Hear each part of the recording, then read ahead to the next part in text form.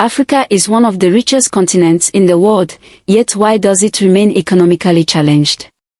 Who truly benefits from Africa's vast natural resources? And what does the future hold for this resource-rich continent?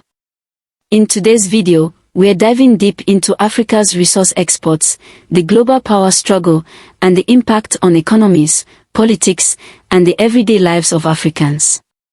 Stay with us till the end, as we reveal some shocking truths that will change the way you see the world.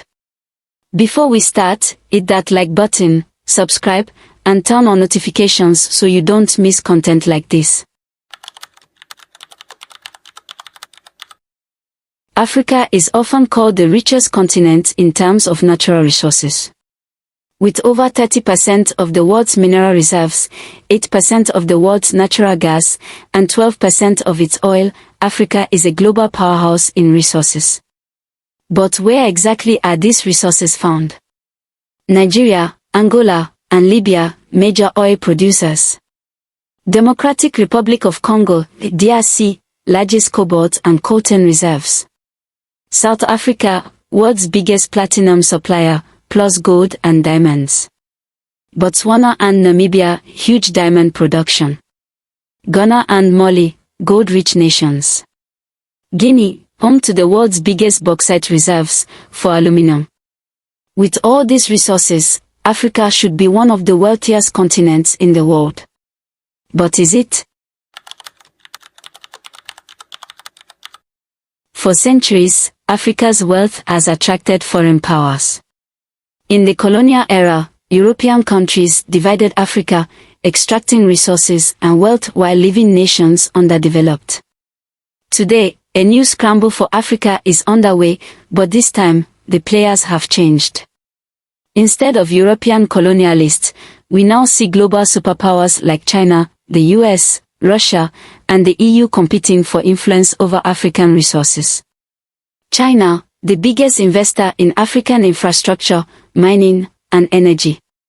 United States, military presence and trade deals, but losing influence. European Union, long-standing trade partnerships, but struggling with competition. Russia, gaining influence through military deals and mining contracts. The big question is, are these foreign nations actually helping Africa develop, or are they just taking the resources and leaving African countries with little in return? Let's break down the numbers.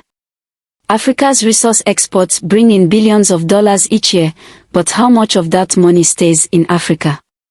Example, oil in Nigeria. In 2024, Nigeria exported $40 billion worth of oil.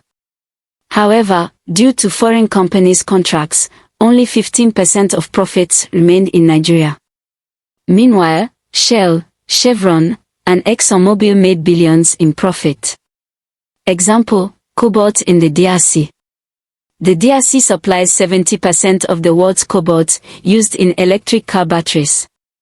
Yet, 60% of the cobalt mines are owned by Chinese companies. Local workers earn as little as $3 per day while foreign companies take the majority of profits. So, is Africa being fairly compensated for its resources? Many argue that unfair contracts, corruption, and a lack of local industries are preventing African nations from benefiting from their own wealth. There are many challenges facing Africa's resource exports, and some of them are devastating. Corruption, billions lost to corrupt leaders and officials. Environmental damage, deforestation, pollution, and destroyed ecosystems. Exploitation of workers, low wages, dangerous working conditions. Unfair trade deals, foreign companies take most of the profits. Debt dependency, China's infrastructure for resources deals put countries in debt. If these issues aren't addressed, Africa will continue to struggle despite its wealth. The good news. Africa is starting to fight back. More leaders, activists, and entrepreneurs are pushing for change. New policies, some African governments are renegotiating contracts to get a fair share. Technology boom, blockchain and AI are helping to create transparency in resource deals. Manufacturing in Africa, more African countries are building industries to process raw materials instead of exporting them cheaply. Rise of a young workforce, Africa's young population is demanding better governance and economic policies. If African nations unite, renegotiate fairer deals, and invest in their own industries, they could become global economic powerhouses. Now, here's where you come in. If you care about Africa's future, here are a few ways to help. Support African-owned businesses, buy African-made products instead of foreign imports. Raise awareness, share this video and spread the message. Invest in Africa. If you're an investor, look into ethical companies supporting African development. Hold leaders accountable, demand transparency and good governance. Together, we can push for a fairer system where Africa benefits from its own wealth. Africa is rich, but it's time for that wealth to benefit Africans. The battle for resources is ongoing, but the future is in Africa's hands. What do you think? Should African countries take back control of their resources? Let's talk in the comments. Don't forget to like, subscribe, and turn on notifications for more deep dives into global issues. Share this video with your friends. This is a conversation the world needs to have.